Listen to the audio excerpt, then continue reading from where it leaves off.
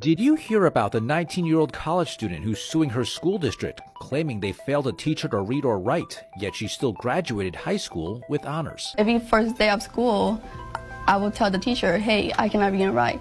Alicia Ortiz spent 12 years in the Hartford Public School District after moving from Puerto Rico. She says she tried to tell school staff she couldn't read or write, but they bullied and ignored her. They will just either tell me to stay in a corner and sleep, or just draw pictures, flowers.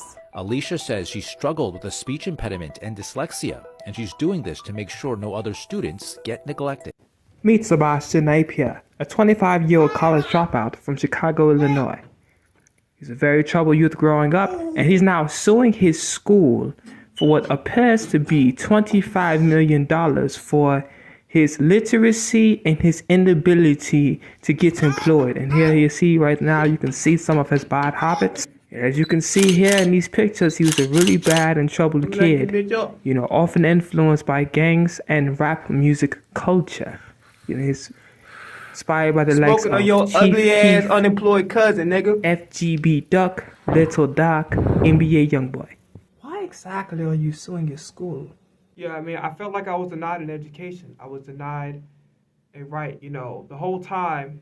And everybody was asked, the teacher had their favorites. They're like, oh, let me get, Xavier to read. Let me get Isabella to read.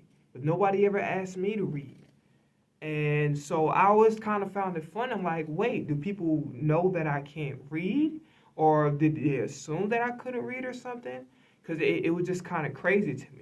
I never had any tutoring sessions, never was offered any tutoring sessions. I was never offered tax exemption. You know what I mean? I was never offered a grading curve of any kind. I had to pretty much go out there and get it on my own. There was online resources that I used, I'm not gonna lie. There were other friends who've been in my class that I used. Not gonna lie. But yeah, I mean, at the end of the day, I don't have a job. I'm unemployed. I'm living off both of my parents and my grandparents because they had to kind of combine their incomes for my needs. I have a really big appetite. And then I've run up their cable bills on like pay-per-view or I've run up their bills on educational and entertainment and educational and informative sorts of media. So yeah. Well, don't you think it would have been advantageous for you, personally, to learn